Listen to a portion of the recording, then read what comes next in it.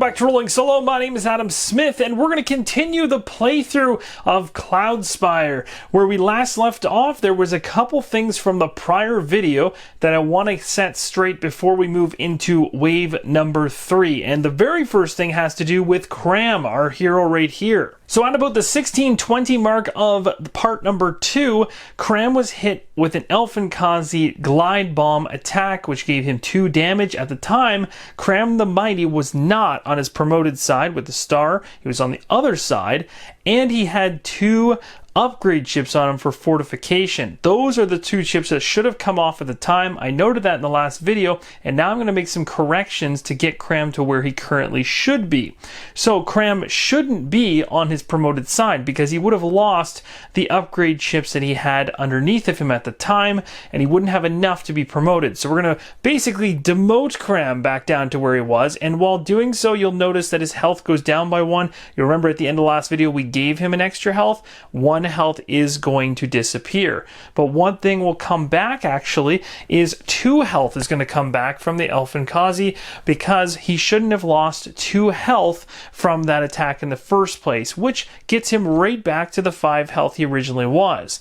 Now, in order to get him exactly where he was at the end of the last video was an attack against another minion. He killed it, and he chose to go ahead and upgrade with another fortification chip is what I'm choosing. So that'll put him underneath like that. And we've got ourselves Cram all ready to go with all the fixes included. The great thing is none of this impacted gameplay whatsoever. It was just my own mistake in terms of the removal of health chips instead of the fortification chips when the Elfinkazi made its 2 damage. At about the 41:18 mark of the last video, I mentioned that the Source Peddler would have taken enough hits throughout the last video to actually kill it off. And I don't gain any benefit from it because I'm not even the one that would have made the hits against it at the very end, which is the one that counts to kill it, to actually gain the source that the Source Peddler would actually hand out, which would have been 6. So simply, this unit is just no longer here anymore. Alright, here we go with wave number 3. The 2 corrections noted in the prior video taken care of. Let's go ahead and roll the die and find out how it goes. A 3. So a roll of 3 or 4 on the event die is to add a fortification upgrade to the bottom of 2 Heirs spires of your choice. So we're going to have to put a fortification upgrade on 2 different ones. So we have to choose which ones we want to put them on. Well, first off, in terms of the objectives for winning this particular scenario, we need to at least get one of the objectives, and there's 3 of them. One is to eliminate all minaret spires by the end of wave 4, so basically just get rid of this thing, and that would give us 1 renown.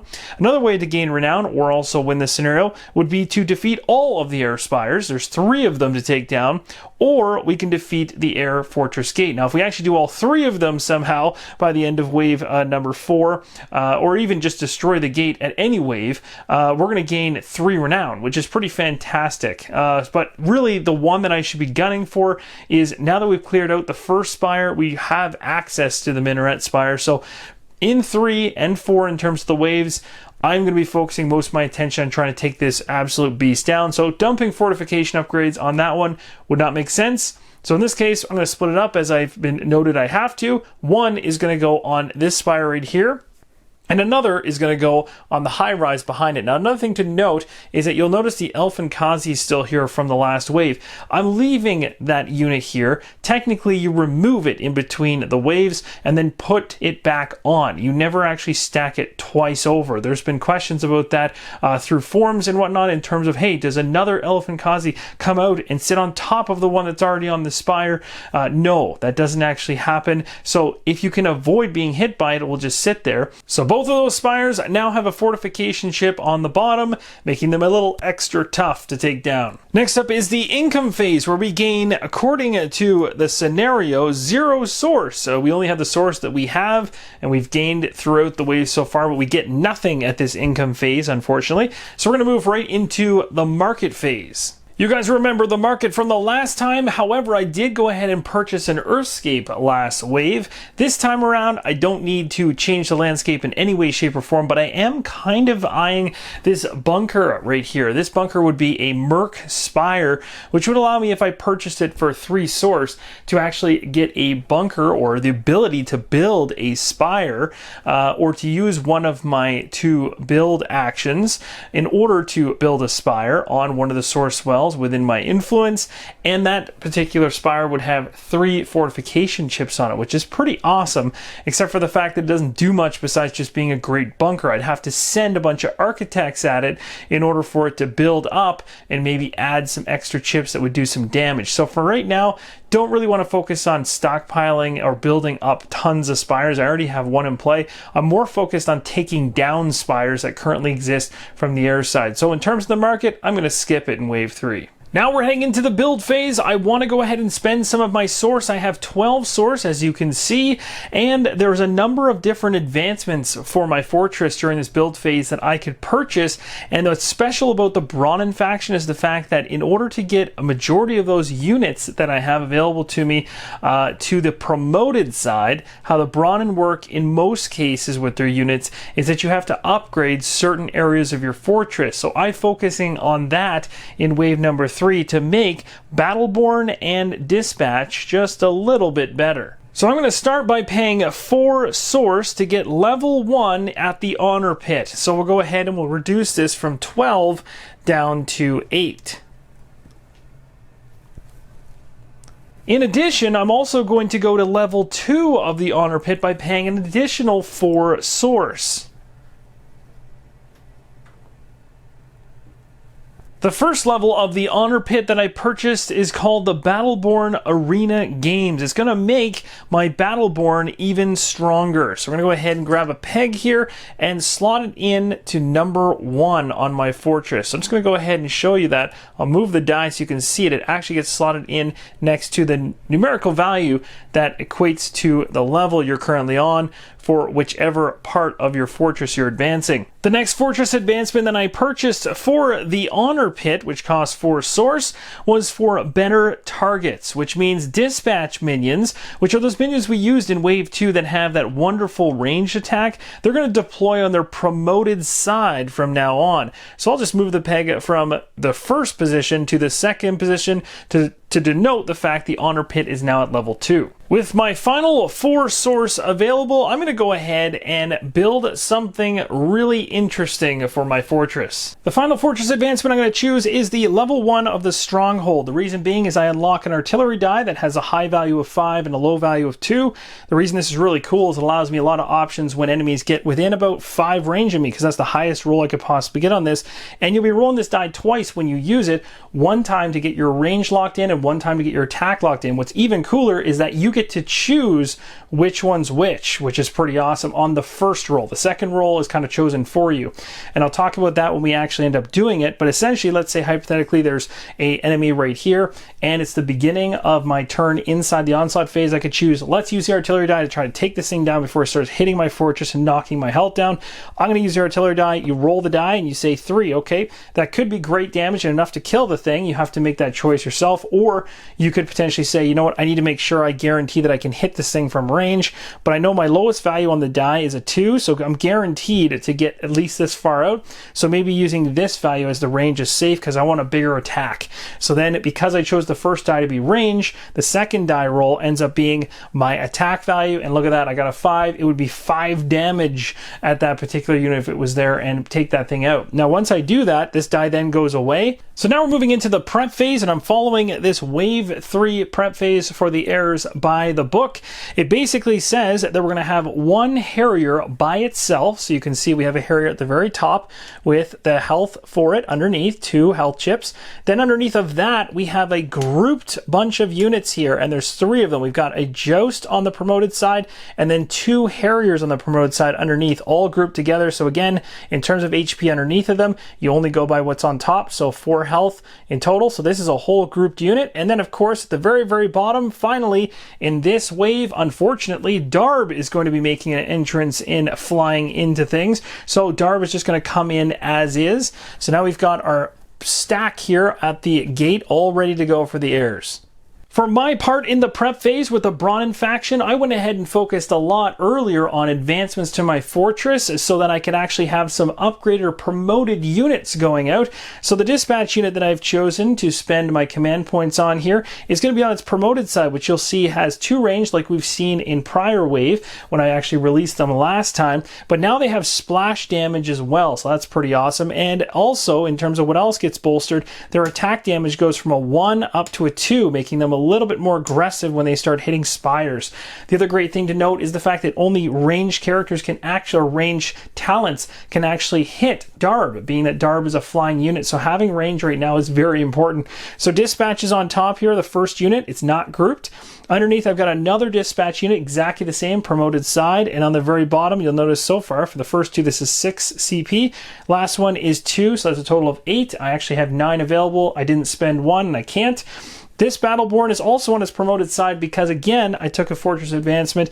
Thanks to going up to level 2 on the Honor Pit, the Battleborn and the dispatch units are deployed on their promoted side. I'm also putting the Battleborn on the very bottom. The reason being is he moves really fast when he's actually on his promoted side, plus he does some decent damage. If I have him going at the beginning of the stack by himself, he's going to run out ahead of everything and probably get wiped out before he even has a chance to do something productive. So instead of having that happen, I'll put him at the back of the line where we can control his movement just a little bit by using his own minions to kind of block him up. So I'm kicking things off for the onslaught phase. I'm definitely not using my artillery die at this point because there's nothing I can shoot at. One thing that I need to focus on here is Cram. Cram is in a really bad position right now. You guys will notice the Elfin Kazi is still here. It always comes back every single wave, and it's always sitting on that same spire until we take that spire down. The downside is right now it is within 3 range and could literally come here and land and blow up on me if I don't get out of range soon. And I want to have Cram make a useful attack later on. I know that the Harriers are coming. It takes them about 3 turns to get to around this area here. So what I'm going to do is I'm going to move Cram 2 spaces down into this bottom section just off screen. Again, the reason I'm doing this is just to keep the distance from that Elfin Kazi from triggering and coming close to me and exploding. I'd rather have that happen because it's going to happen eventually if I try to bring Cram in and actually do some decent damage. I'd rather have that happen when there's other minions around me that I can damage or inflict pain on at the same time. So I'm going to wait till around that 3rd turn when the Harriers have made it all the way through and they're about here, and then we're going to move in and have the Elfin Kazi come down and actually help us take this thing down. So anyway, that is going to be Cram's turn in terms of his movement, and that's pretty much it. The rest of my units are not going to go in order. So dispatch here is going to move 2 spaces, so 1, 2. The next one is going to move only 1 because that's as far as I can go, and this Battleborn won't be going anywhere. Spires would fire on us right now, but there's nothing that can reach us. We have nothing landmark-wise to explore, and we can't attack anything. So that is the fastest turn in the onslaught phase I've had so far. Let's move over to the Heirs. So starting off the Heirs turn here, we're going to have the Harrier move 4. So 1, 2, 3, and 4, right in between all the spires in the middle there. We have this huge grouped pile of units right here and moving at a speed of 3 together. So 1, 2, and 3. So this is going to work pretty good. If these things stay close together, the splash damage coming from my spire could be really useful. And then we've got Darb here with flying. We should talk about what flying is all about. So the flying talent on Darb states that this talent is ignored if the unit is grouped. Well, Darb is not grouped, so it's not going to be ignored. And this unit can only be attacked by spires with the talent air defense. I don't have any spires like that with that particular talent. And units with the talent's range. And I definitely have that. I definitely have 2 dispatch units with some range on them. Plus I've got that artillery die, which can also be used against Darb as it's not an attack. So that's pretty awesome. As I mentioned before, there's multiple ways I could potentially hit Darb. Darb, though, also has an allowance in terms of the terrain up to mountains, just like Cram, my hero. So Darb is going to be able to make use of the fact that he can move through anything minus those lake regions like the one in front of him. And Darb is trying to move close to Cram. Cram is the target. So Darb will be going 2 movement from this location here at the Fortress Gate, 1 and then 2 along the path. At this point, my Spire is going to try to fire, but it's out of range, so that's not going to happen. Can the enemy do any exploration? No. And can it do any attacking? No. So it jumps right back to my turn. So let's go ahead and start moving our units. I'm going to start here with this dispatch up front. So 2 movement, 1 and 2 gets this dispatch. Now this is going to be a little bit dicey because now I'm technically within range of this Spire right here, which is unfortunate. But I'm trying to get my units in range of being able to make attacks against other minions that are coming around the bend eventually. And then this one is going to move 2 as well, right up to here. And the Battleborn is going to move 3, but again can only move on pass, so to here is as far as that unit will go. In terms of Cram, my hero, I'm going to leave him exactly where he currently is. Eventually my plan is to move him along here to meet up with Darb, as Darb is going to come through this way because Darb's mark is Cram. And once we're in here somewhere, then of course the Elfin Kazi is going to trigger and come down trying to hit Cram, and hopefully I can actually hit Darb as well and do some damage, because remember, Cram can't actually attack Darb because Darb has flying. I'm going to have to use my dispatch units to do some of the damage, and potentially, if all else fails, I'm going to have my fortress kind of jump in as well, but that's only if I can get Darb within 5, which means somewhere around here basically, best case scenario, which is going to be pretty tough to do. So now the spires are going to fire against us. We have the minaret right here. This one can actually target 3 away, which means both of these are valid targets for it. And because they're exactly the same target priority state, I get to choose which one I'd like to have attacked. I'm going to choose this dispatch unit further back because I want the one up front to be stronger to take the brunt of attacks close combat wise. So we'll go after this one in the back here. So I'm rolling 2 attack dice for this minaret spire, which is not good because the highest roll could be 4. That's enough to wipe away this dispatch unit. So really, this is pretty dangerous. So let's see how it goes. Oh, that's pretty good. I'm happy with that roll. Only 1 damage. I will take that.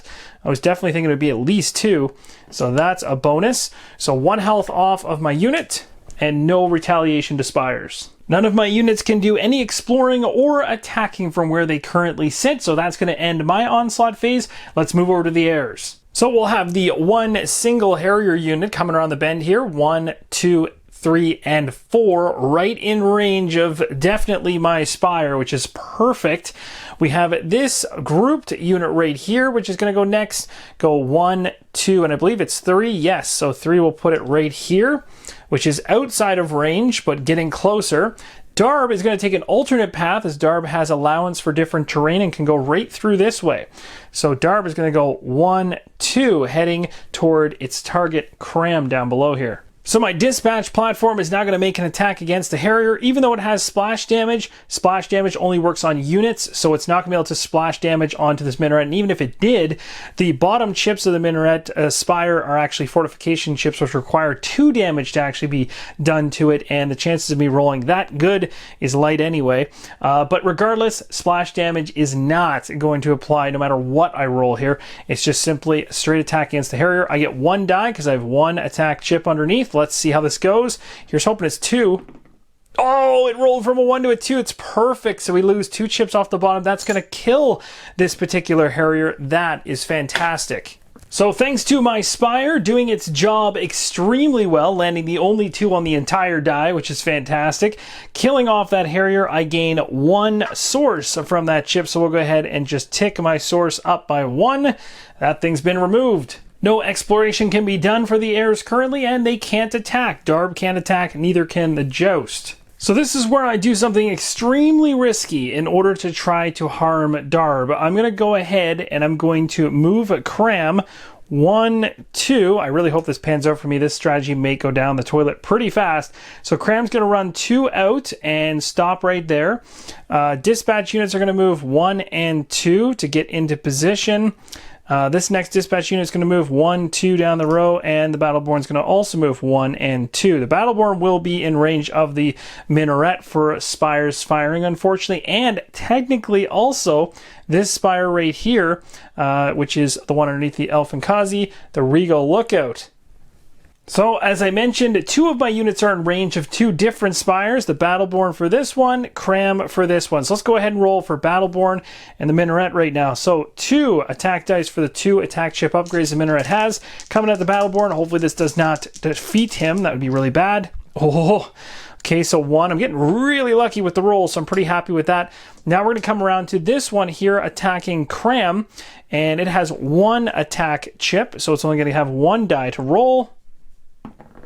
And 1. Thankfully, Cram's armor is able to block that, so no damage coming to him from the Spire. Nothing to explore or able to attack. The dispatch units only have a range of 2, and they can't reach anything just yet, so we'll move over to the Heirs. So Darb is going to go ahead and move 1 position here. I guess I could go here or here. It doesn't really matter. Either one is going to work. And then we have the Elfin Kazi here, which is going to be flying down and causing some grief. We also have to deal with the Joust over here. This one's going to be moving 1, 2, and 3 around to this side.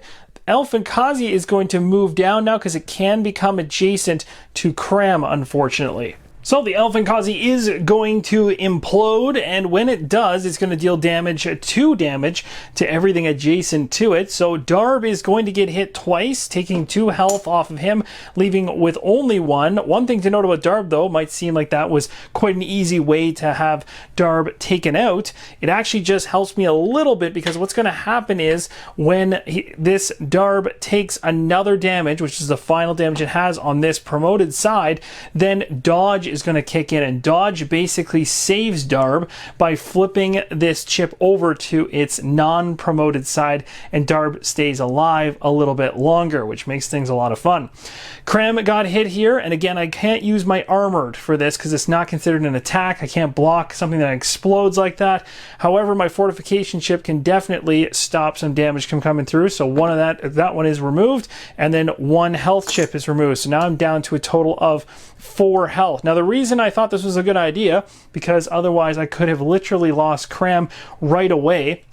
And it all really hinged on that die roll earlier, because if it had been more than just the 1 that I got from the Spire that was totally blocked by my armored, if it had been more than that, Cram could have died. So it was definitely risky, but my plan was to send Cram in there, because what's going to happen now with Cram only having 4 is when it jumps back over to Darb and those guys making their attacks, which they're going to do shortly, Darb is going to be attacking with a ton of attack upgrades, 3 of them on top of the 1 on its chip, so 4 damage coming through to Cram.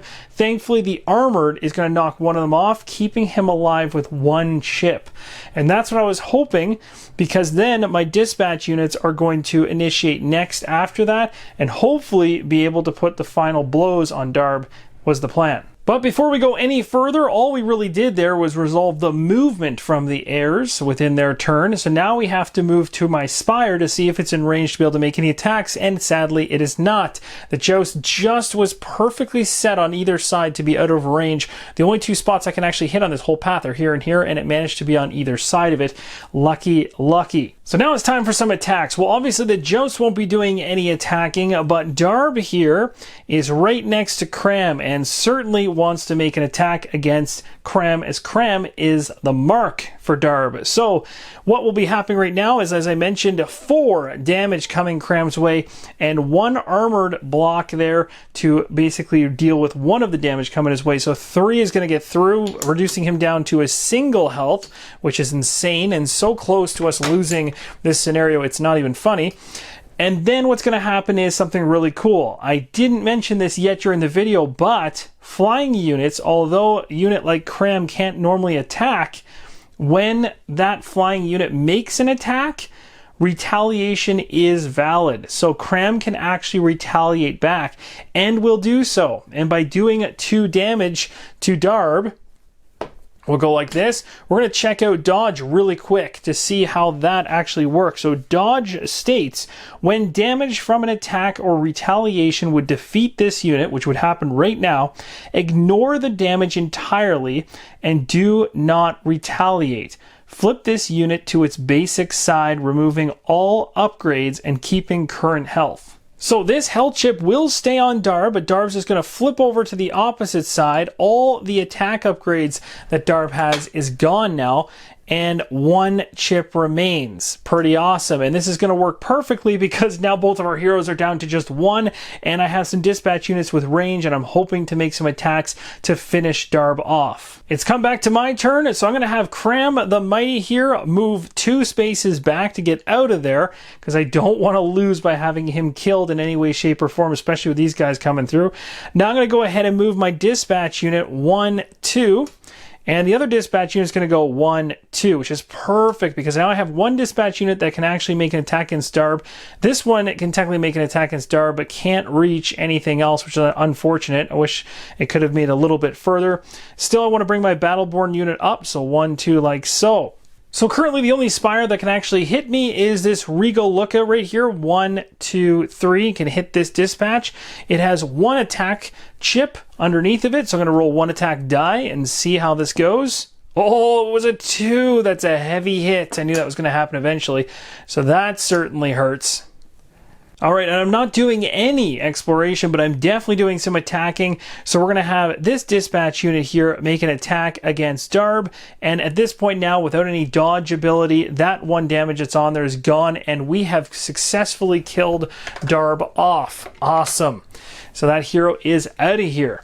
Now we have this other dispatch unit that can't target anything currently where it's standing, and this Battleborn can't either, so my attacking is done. We don't want to forget the fact that we took out Darb, and Darb has a reward of 2 source on one side. Flipping over to the other side that we also dealt with is 1 source for a total of 3 source, so we bump ourselves up to 4.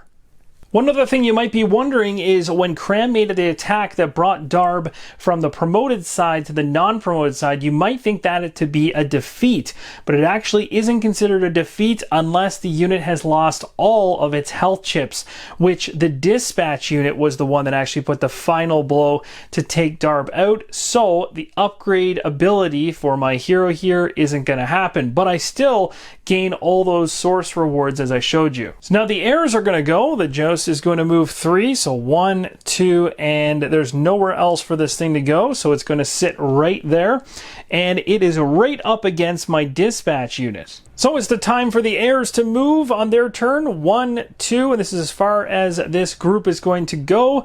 Next up is going to be my Spires firing. I'm not in range to do so. These things have 2 talents, Fury Kick and Quick Strike. We know what Quick Strike is, but man, Fury Kick, totally different situation here. How does that work? Well, what happens is when we get to the attack step, which is pretty much right now because it's not doing any exploration, it's going to do something really nasty. Prior to applying any of its damage, it's going to swap places with this unit right here, putting itself here adjacent to 2 different units, and it's going to apply the attack against everything adjacent to it. So it's doing like kind of a crazy kick in multiple directions. So it's basically going to kick this unit for 2, which is going to kill it, and then it's going to kick this unit for 2, which was completely brutal, and it's going to kill this one as well. So to be honest, that Fury Kick, I think, just ended the game on me. Out of nowhere, I did not expect that to be so deadly, and I'm in a position right now where I don't believe I can do anything to prevent the ultimate demise of Cram here. So what's going to happen is at the start of my turn, the only thing I can really do is to throw the Battleborn in front of the Joust, which doesn't do all that much for me. It allows Cram to basically get out. The only question becomes, can he get to a place that's safe? Because here's the problem. Once the Battleborn makes an attack against the Joust is going to retaliate for 2. It's going to kill the Battleborn, and then it's just a matter of the Joust coming after me on the next heir's turn, which is coming up next. 3 movement will get him pretty much anywhere where I can put Cram right now. So I'm trying to figure out where I can stuff him so that the Joust can't get to him, and he's just not in a good position at all. If he had been like 1 space over somehow, then I I could have hopped over here, for instance. Of course, that would have put me in problems with the spires or whatever, but I'm just going to be out of reach to the point of not being able to escape this demise, which is really unfortunate. So it doesn't matter what I do. I can either go here and here. I could come here, I could go over here. It doesn't matter what I think about doing. I think I'm in trouble here. So let's just go this way. It's not going to mean much. Battleborn's going to make an attack against the Joust. So 2 is going to come off the Joust. The Retaliate is going to trigger. That is going to hit the Battleborn for 2. That is going to kill the Battleborn. So that's how quickly that opens up. The reason I didn't bother with any spires firing from the other end over here is because, well, it's just not going to happen. They're out of range. So yeah, that's the end of my turn. And now it goes back to the Heirs. The Heirs, well, the Joust is ready to come, and he goes 1, 2, and he's right on top of me. He is then going to go ahead. He's going to, he has quick strike, so he's able to, may attack prior to spires firing. So right now my spires would fire, but he doesn't care. He's going to attack right now because they're not firing anyway. And he's going to attack Cram, hit it for 2. I can only block 1. 1 gets through, Cram dies. Just like that. So I literally might have been able to, this is how close this came down to me actually having a chance, because my plan was to get Cram just one more spot further away, because if he was just one more spot further away from where he currently is, he might have had a shot, although now that I'm counting this out, I think this thing could have moved. Yeah, I don't think it would have mattered. He would have had to have been, you know, here essentially would have been the safe spot, because this Joust would have had to come all the way around to get him. And my hope would be to get Cram inside the fortress gate to be safe, then start using my artillery die and the spire on this path area here to try to blow this group up. I just couldn't get Cram out of harm's way when he was tucked down here, got all log jammed in by my plan, and then couldn't get out fast enough either. Now, if Cram had been on the alternate side for promoted, he'd be moving at 3. So that's something that would have been super useful to get him moving around. So you can see how useful that extra point of movement would have been overall over multiple turns.